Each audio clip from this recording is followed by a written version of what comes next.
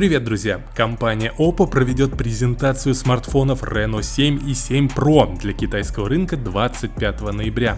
Об этом компания рассказала через сеть Weibo. Вместе с тем появились пресс-рендеры и информация о спецификациях новинок. Да и на видео новинки уже промелькнули. Давайте рассмотрим их вместе. Подписывайтесь на канал. Поехали!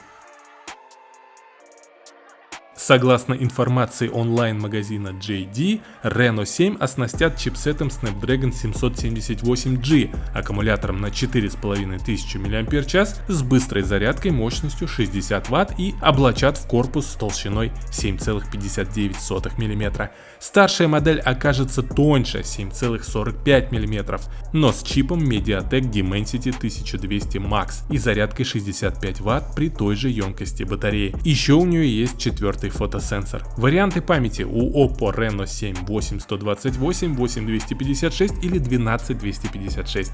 У Oppo Reno 7 Pro 8128 или 12256 постоянной памяти. Расцветки обеих версий одинаковые. Это Star Rain Wish, Dawn Gold и Starry Night Black.